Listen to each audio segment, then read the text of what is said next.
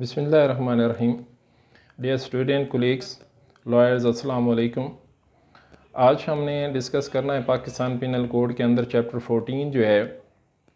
उसको हम स्टार्ट करने जा रहे हैं और उसके अंदर जो उसका इंतहाई इम्पोर्टेंट टॉपिक है वो है पब्लिक नुइसेंस। पब्लिक नुइसेंस जो है ये चैप्टर 14 के अंदर जो ऑफेंसेस डील करते हैं, नॉर्मली जो ऑफेंसेस डील करते हैं affecting the public health,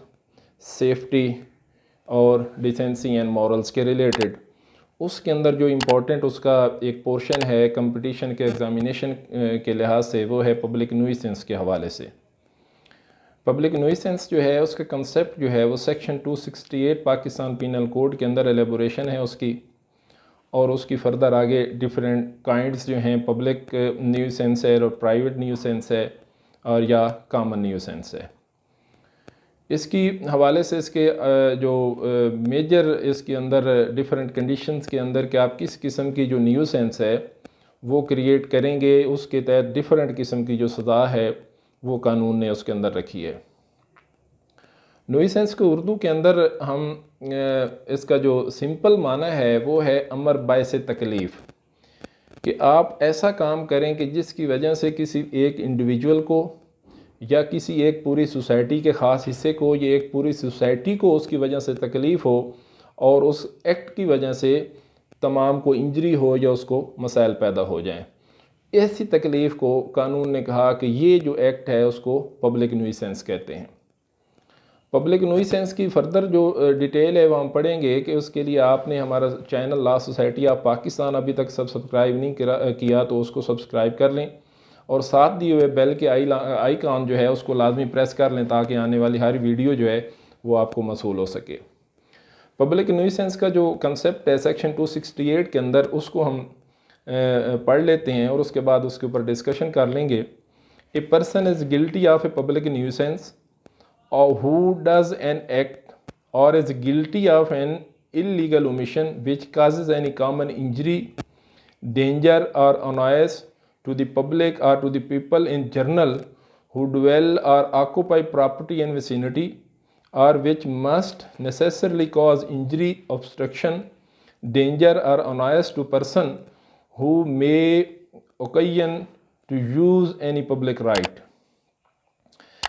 public nuisance जो है इसके अंदर जो कानून ने कहा कि सबसे पहला जो है ऐसा कोई एक्ट करें या ऐसा कोई इलीगल ओमिशन करें जिसकी वजह से जो कॉमन इंजरी जो है या कॉमन डेंजर जो है या कोई अनायास तकलीफ़ जो है किसी को पहुंच जाए, और जो जनरल लोग हैं, पीपल जो हैं उस एरिया के अंदर या तो उनकी रिहाइश हो, रहायशी इलाके के अंदर हो, या कोई ऐसी प्रॉपर्टी का विसिनिटी एरिया हो जिसके अंदर उनकी किसी प्रॉपर्टी को नुकसान हो जाए, तो उसके लिए ज़रूरी है कि उस जो एक्ट है, इलीगल ओमिशन है, उसकी वजह से किसी की इंजरी पहुँचे, किसी को ऑब्स्ट्रक्शन हो, रुकावट हो किसी को गुजरने में, या किसी की ज़िंदगी को या प्रॉपर्टी को डेंजर हो जाए, या किसी ऐसा जो परेशानी है, किसी के जो ओकेजनल राइट्स हैं, जो उनके पर्सनल राइट्स हैं, पब्लिक राइट्स जो हैं वो मुतासर हो जाएं, ऐसा कोई एक्ट अगर परफॉर्म करेंगे तो उसको कानून ने कहा कि ये पब्लिक न्यूसेंस है। मिसाल के तौर पे एक शारा आम है, उसके ऊपर से लोग, गली के अंदर से लोग गुजरते हैं और कोई इंटेंशनली तौर पर उसके ऊपर पानी डाल देता है, आए रोज़ उसके ऊपर छोड़ देता है और उसकी वजह से लोगों को तकलीफ़ होती है, तो कानून ने कहा कि वो पब्लिक न्यूसेंस का जुर्म उसने किया है, क्योंकि गुजरने का जो राइट है वो लोगों का मुतासर हो रहा है उसके पानी खड़ा करने की वजह से। दूसरी सूरत में कि एक घर के अंदर आप रह रहे हैं और कोई हमसाया है वो ऊंची आवाज़ के ऊपर कोई ऐसा आलात चला रहा है जिसकी वजह से आपको तकलीफ़ हो रही है,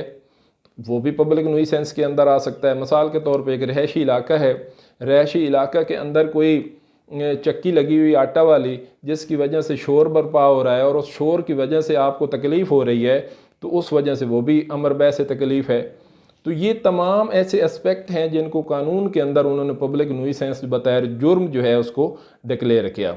तो सेक्शन 268 के अंदर इसकी डेफिनेशन है कि पब्लिक न्यूसेंस जो है वो बेसिकली है क्या। उसके बाद आगे इसकी दो काइंड्स हैं फर्दर, एक पब्लिक न्यूसेंस है और एक प्राइवेट न्यूसेंस जो है उसकी दूसरी काइंड है। प्राइवेट न्यूइसेंस जैसे नाम की ज़ाहिर है कि ऐसी न्यूइसेंस जिसकी वजह से एक घर, एक शख्स या एक ख़ास एरिया की कम्युनिटी के जो लोग हैं वो उससे मुतासर हो रहे हैं उसकी वजह से। मिसाल के तौर पे एक गली है, उस गली के अंदर कोई ऐसी रुकावट डाल देता है, ऑब्स्टेकल डाल देता है, उसकी वजह से ऑब्स्ट्रक्शन हो, तो उस वजह से रुकावट की वजह से ख़ास गली के लोग जो हैं या एक घर अगर मुतासर हो रहा तो वो हम कहेंगे कि that is a private nuisance. Public nuisance है कि उसको पब्लिक एट लॉर जो है उससे वजह से इफेक्ट हो रही है, तो उसको हम कहेंगे कि दैट इज़ अ पब्लिक न्यूइसेंस। इसके बाद सेक्शन 269 जो है, अब डिफरेंट जो काइंड्स हैं इसकी पब्लिक न्यूइसेंस की, डिफरेंट जुराइम के हिसाब से पनिशमेंट्स जो हैं आगे प्रोसीडिंग जो सेक्शंस हैं उनके अंदर बयान हुई हैं, उनको हम एक एक करके फर्दर स्टडी कर लेते हैं। इसके अंदर पहला जो सेक्शन 269 है, इसके अंदर है कि negligent act likely to spread infection of disease dangerous to life. कोई ऐसी एक्ट परफॉर्म करता है जिसकी वजह से इन्फेक्शन फैले उस इलाके के अंदर और ऐसी इन्फेक्शन डिजीज़ पहुँचे जिसकी वजह से लोगों की ज़िंदगियां को ख़तरा हो जाए, तो ऐसा कोई एक्ट अगर करेगा तो उसके तहत कानून ने कहा कि उसकी सज़ा 6 मंथ है और उसके साथ उसका जुर्माना भी रखा गया है। और नेग्लिजेंट जो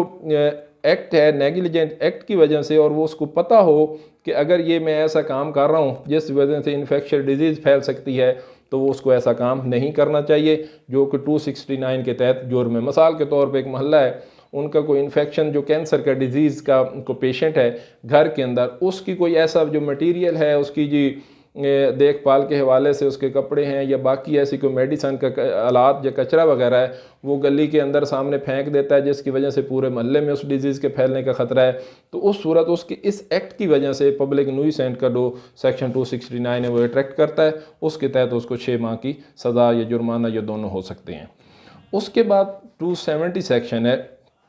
270 सेक्शन रिलेट करता है malignant act likely to spread infection of disease dangerous to life. ये है कि कोई मैलिग्नेंट उसको कहते हैं जो मुहलक हो या जहर आलूद किस्म का हो या तेज़ किस्म की कोई ऐसी बीमारी हो जिसकी वजह से इन्फेक्शन जो है डेंजरस टू लाइफ ऐसी डिजीज़ पहुँच जाए,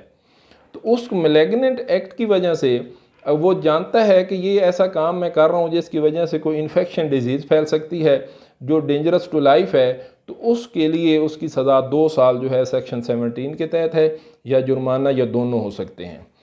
उसके बाद 271 के अंदर है disobedience to quarantine rule. Quarantine ऐसा ख़ास एरिया होता है जिसके अंदर जो किसी भी वबा जो फैल जाए या कोई ऐसा एपिडेमिक किस्म की बीमारी हो या पेंडेमिक आ जाए, उसकी वजह से लोगों को उस ख़ास एरिया मुकर्रर कर दिया जाता है जहाँ पे लोगों को रखा जाता है अलहदा करके, उसको कहते हैं क्वारंटाइन। अब क्वारंटाइन रूल हैं वो गवर्नमेंट डिक्लेयर करती है, फेडरल जो प्रोविंशियल गवर्नमेंट, कि इसके ये रूल हैं, आपने उसके नज़दीक नहीं जाना, वहाँ से बाहर नहीं निकलना, लोगों को मिलना नहीं है। तो इस किस्म की एहतियाती तदाबीर गवर्नमेंट जारी करती है, और कोई पर्सन जो वो क्वारंटाइनिक रूल हैं उनको फॉलो नहीं करता तो उनको 271 279 पाकिस्तान पीनल कोड एक्ट के तहत जो है 6 मंथ की सज़ा हो सकती है या जुर्माना या दोनों हो सकते हैं। तो 271 जो है वो डिसओबीडियंस टू क्वारंटाइनिक रूल जो हैं उनके मुतल्लिक है। उसके बाद 272 पाकिस्तान पीनल कोड है अल्ट्रेशन ऑफ फूड और ड्रिंक इंटेंट फॉर सेल। कोई किसी किस्म की फूड जो है खाने के लिए या ड्रिंक की चीज़ें हैं जो सेल के लिए उनके अंदर अल्ट्रेशन करता है, उनके अंदर गलत किस्म की चीज़ें मिला के सेल करता है, अल्ट्रेशन करता है, जो प्योरली डिस्क्रिप्शन चीज़ें दी हुई हैं उस चीज़ के ऊपर कि ये चीज़ें होनी चाहिए अकॉर्डिंग टू फूड डिपार्टमेंट, उस तरह नहीं है, और फिर उनके बाद खोल के उनके अंदर डिफरेंट किस्म के अल्ट्रेशन करता है, तो अल्ट्रेशन के ऊपर उसके ऊपर जुर्म लगेगा 272, और उसके अंदर उसको सज़ा जो है वो 6 मंथ या जुर्माना या 3,000 रुपये या दोनों हो सकता है। उसके बाद 273 सेक्शन है जिसके अंदर सेल ऑफ नॉक्शियस फूड और ड्रिंक है, जो जहर आलूद हो या मुज़रसियत इस किस्म की फूड आइटम जो हैं वो करता है मूज़ी किस्म की, उसके अंदर उनकी सेल करता है या उनको ऑफ़र करता है ताकि उनकी सेल जो है वो बढ़ जाए। तो इस सूरत में जैसे एक्सपायरी आइटम भी इसी के अंदर आते हैं कि कोई एक्सपायर हो जाए तो 273 के तहत उसको 6 मंथ की सज़ा, जुर्माना या दोनों हो सकते हैं। उसके बाद सेक्शन जो 273(4) है वो है अल्ट्रेशन ऑफ ड्रग। दवाई के अंदर कोई ऐसी ड्रग्स हैं जिसके अंदर अल्ट्रेशन करता है और सेल करता है, तो उस सूरत में दूसरा 75 इसी के साथ अटैच है। वहाँ पे अगर उन्हीं अल्ट्रेड जो ड्रग हैं, अल्ट्रेशन की हुई ड्रग्स जो हैं, उनको सेल करने के बारे 275 है, जिसके अंदर उसकी सज़ा जो है वो 6 मंथ है।